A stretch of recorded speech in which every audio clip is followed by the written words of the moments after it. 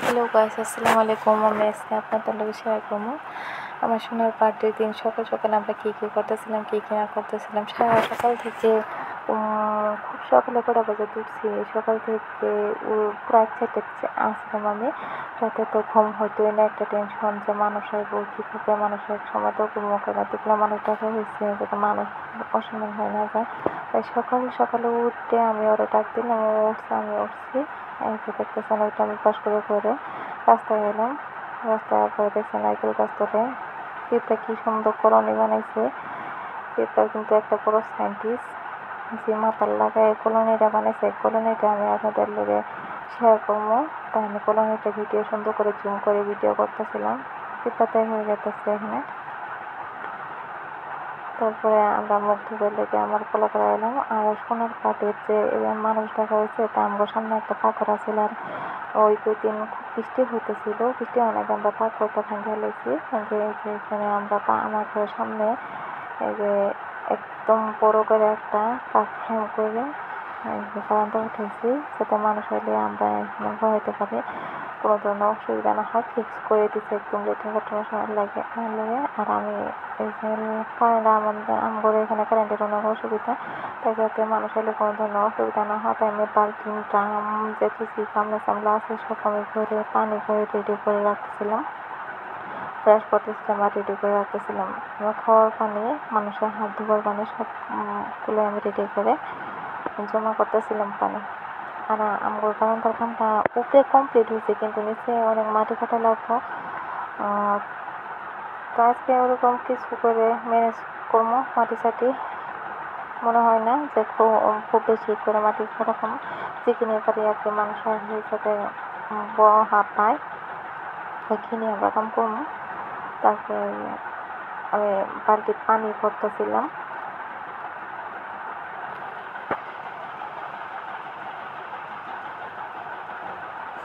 এটা আমরা বারান্দাটা দেখেন। তারপরে রাতে খাওয়া যেগুলো বাসন পাতি আসিল, আর এই বাসন পাতিগুলো আমি বাই করে নিলাম, কারণ সকাল থেকেই খুব কামের প্রেশার আসছিল। আর আমার মা এসে আমার বাসন পাতি কী কী ঘরে আসছিল ওইগুলো দিয়ে গেলো। তারপর আমি বাসন পাতি কিনে মাঝে নিতেছি, সাফা করে নেব। বাসন পাতি দিয়ে মাজা করে আবার সকালের চা নাস্তা আছে, কারণ বাড়িতে অনেক মেহমান আসছিল থাকা করে, ওনাদের সকালে চা দেওয়া লাগবে। তাই আমি বাসন পাতি যেহেতু থালির বাসন আছে সব আমি সাফা করে নিতেছিলাম।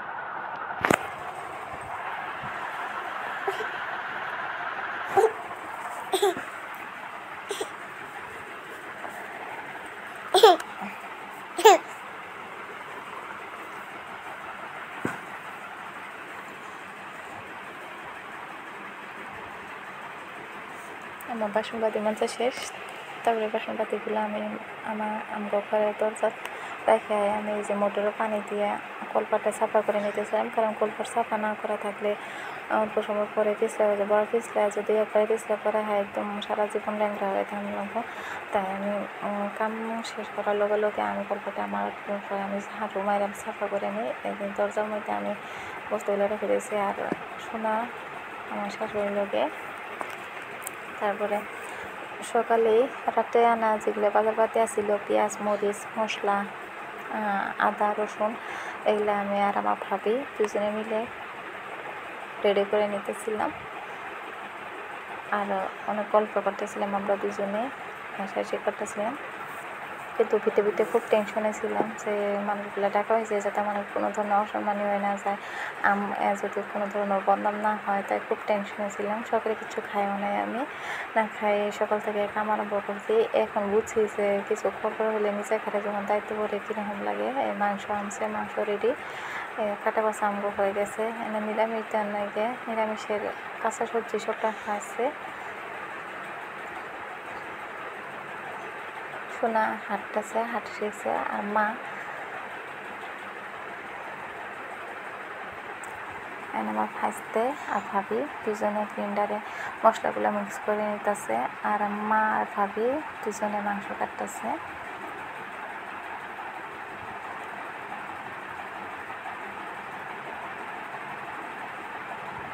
তারপর আমার খুব খিদা পাইছিল, তাই আমি রুটি নিয়ে এলাম।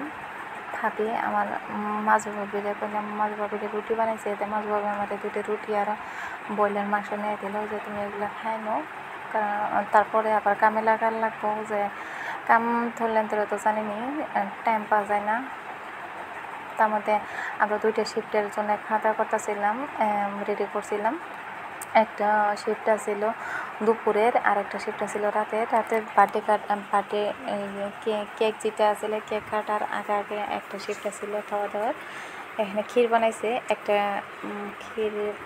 ক্ষীরা পাল্লা এটা রাতে খাওয়া হবো রাতে মানুষ টাকা হয়েছে অনেক আবার মিলাতে মানুষ আইছিল আমি কিছু স্টোভে দুধ বহায় রাখছি জাল করতেছিলাম আর সোনা ও পেহি ও পাপ্পা মানে গল্প করতেছিল আর এই যে আমাদের মধ্য রুমের বিছনায় আমার আব্বাই ছিল আব্বা শুয়ে আসছে আজকে এই